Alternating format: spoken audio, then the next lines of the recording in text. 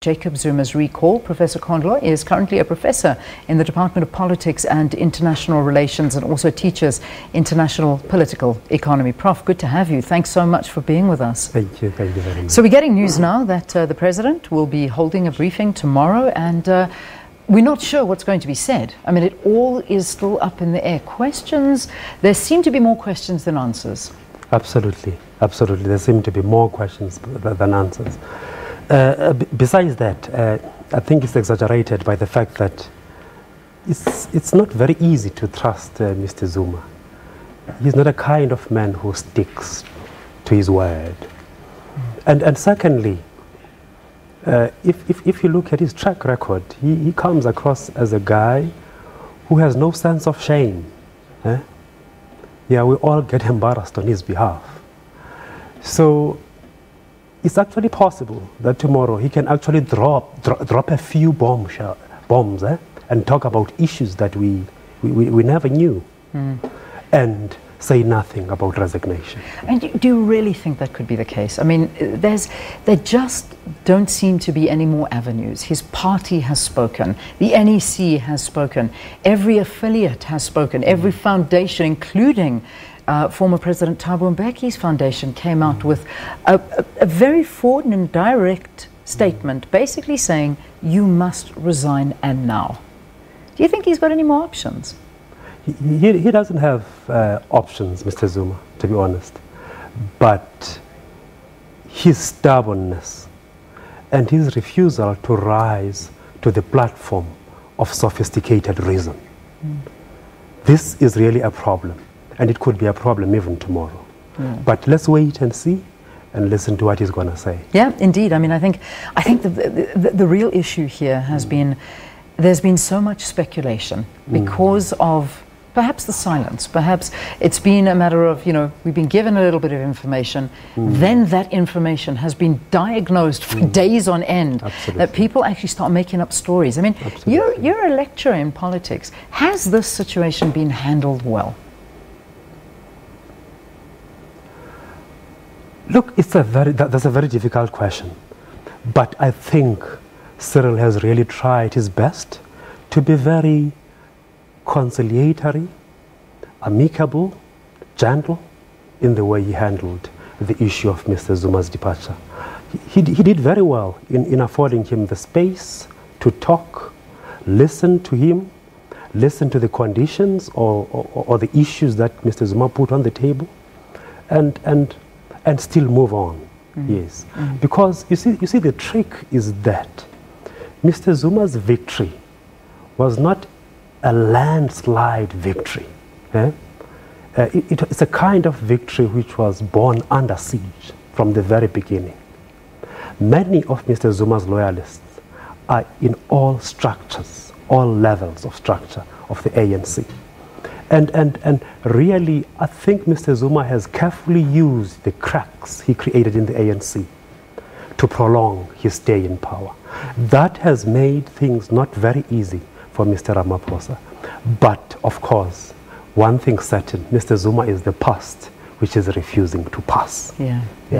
Well, I mean, that's the reality. But let's look honestly. Can one man cause all of this to happen? Because, you know, we keep on talking about President Jacob Zuma, and we feel like, you know, if he comes out and says tomorrow morning, all right, I resign, everything's going to go back to normal and everything's going to be fine.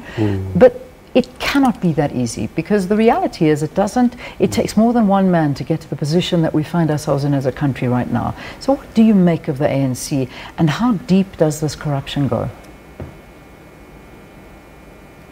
Yeah, Mr. Ramaphosa has a tough job, a very, very tough job, because to deal with corruption in the public sector, it might need quite some time, not just 1 year, not 2 years, probably 3 years, to look at it carefully and make sure it doesn't happen again. How do we make sure it doesn't happen again?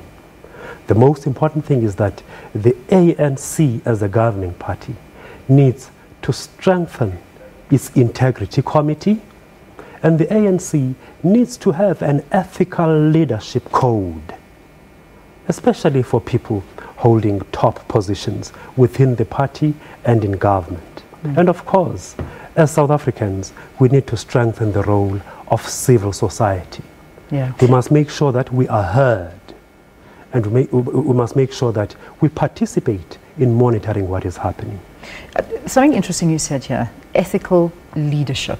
And that's something that has been sorely missing from the ruling party for a while now. And in fact, we had Markano sitting in the same chair as yourself, and they were talking about how the trust in the public in President Jacob Zuma has been deteriorating since 2009, and it's now at an absolute all-time low. Now, this, of course, is all attributed to ethical leadership. People don't like corrupt leaders. They don't like what they are seeing right now. Do you think that it's going to, I mean, how tough is this job going to be? The elections are around the corner for the ANC. 2019 is not as far as we think it is. How fast should they be acting to turn this party and to turn the narrative around? Like I said, it's going to be a tough job for Cyril, but I think there are starting points. Yeah. He should focus himself on. I think the first starting point, it's making sure that people who are implicated in corruption, even if they are not yet charged, but implicated and are in leadership positions in the party, should actually be put on leave, be put on suspension, you see. So I think that's where it should start. Secondly, to make sure that the ANC expands the integrity committee within the party, and they must give it serious powers to decide. And thirdly, as the party, they need to align the end of terms of party presidents to the end of term of the head of state, to avoid all this friction that we have seen before Mr. Zuma's departure. Yeah. But most importantly, the ANC has to renegotiate the social contract with the citizens of South Africa. When you give your vote to the ANC, you must be able to trust the ANC. Yeah. It's incredible the amount of times that the word trust has been used during this particular evening broadcast, and it's not only by you, but every single guest has been using this word trust. And that when asked about when Cyril Ramaphosa, or if Cyril Ramaphosa comes into the position of president of the country, one of the biggest things he will need to do is win back the trust of South Africans. And that's something that I think is going to be a difficult task, which I think you've alluded to. Yes. But let's talk about some lessons now. Lessons that the ANC may have learnt along the way, because certainly there are lessons to learn out of this. They've seen their support base dropping. They've seen their votes. We've seen this in the municipal elections. They lost key municipalities, and this is a big blow to them. What are the lessons? I think the first lesson is that populism doesn't always work.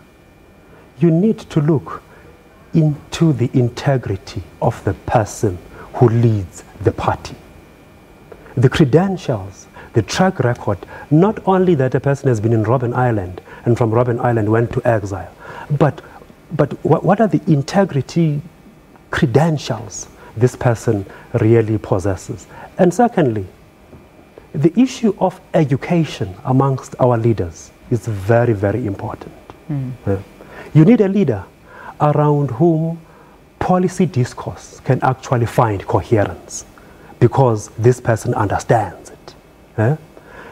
We don't need a person in future in South Africa who will ascend to power on the basis of a song. We want a person who can chart a clear vision of the future, because our future should be better than our present. All right, we leave it there on that note. Professor Kwandiwe Kondlo, thank you very, very much for talking to us here on the program. It's been a pleasure hearing your views. All right, let's talk about views. Let's get your views. And we've got a couple of tweets.